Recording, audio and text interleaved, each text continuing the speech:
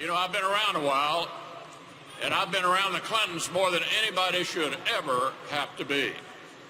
A couple of years ago, Bill and Hillary camped out in my state, telling anyone who'd listen why they ought to vote against me. Tonight, I'm here to return the favor. I'm a patient man. As a young child in the South, I was struck with polio and forced to stay off my feet for 2 years. That experience taught me an abiding gratitude for my parents. And it also taught me how to wait, which comes in handy when you're the leader of the U.S. Senate. More than anything, though, my job has taught me the value of trust, how to distinguish between people who are in this to serve others and people who are in it for themselves.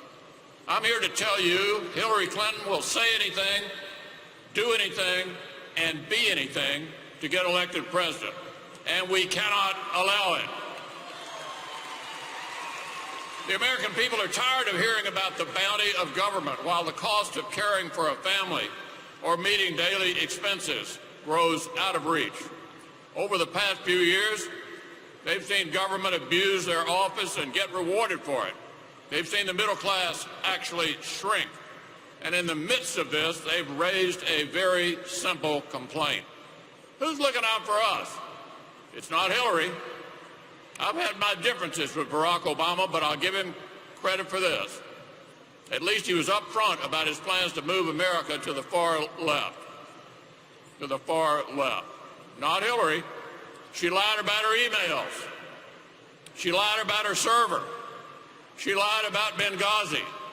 She even lied about sniper fire. Why, even she lied about why her parents named her Hillary. So I ask you a simple question. At a moment when so many feel betrayed by their government, why in the world would Democrats put forward such a candidate?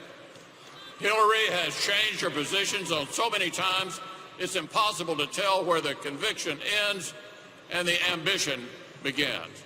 In 2010, she said Iran could enrich uranium.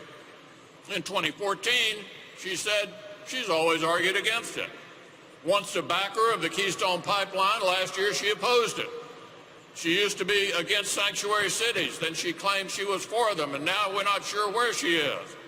Friends, not since Baghdad Bob has there been a public figure with such a tortured relationship with the truth. Fortunately, there's a clear choice before us, and it's not Hillary. You know what the next 4 years will look like with Hillary, and you know that if Hillary is president, we'll continue to slide, distracted by the scandals that follow the Clintons like flies. 2 years ago, voters delivered a clear verdict on the Obama years by sending a freshman class of rock star Republicans to the Senate and delivering us a majority that I promised to make you proud of. We'd never hesitate to confront the president, but we'd also do the hard work of tackling urgent problems head on. And we delivered on that promise. We put Obamacare repeal on the president's desk. He vetoed it. Donald Trump would sign it. We passed a bill to finally build the Keystone Pipeline. Obama vetoed it. Donald Trump would sign it. We passed a bill to defund Planned Parenthood. Obama vetoed it. Donald Trump would sign it. And on that sad day when we lost Justice Scalia, I made another pledge that Obama would not fill this seat. That honor will go to Donald Trump next year.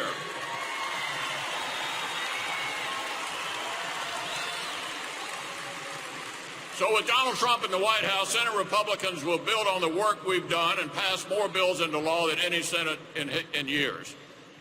We've already passed the first major education reform in more than a decade and ended Common Core.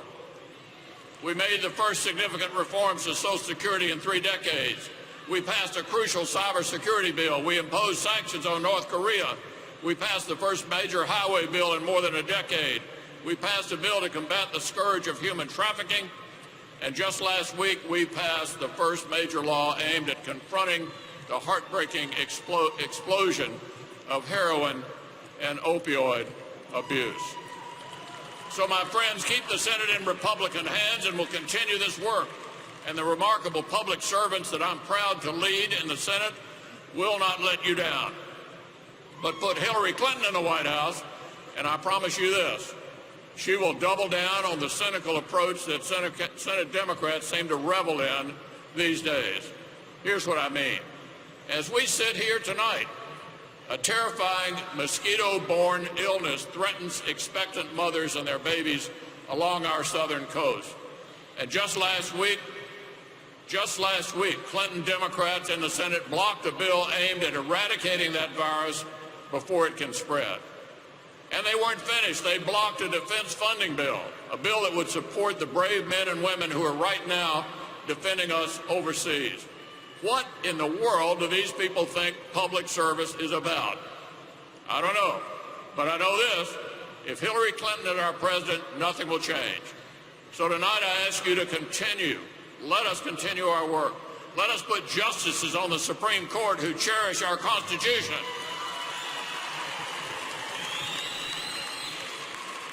Let's keep the Senate.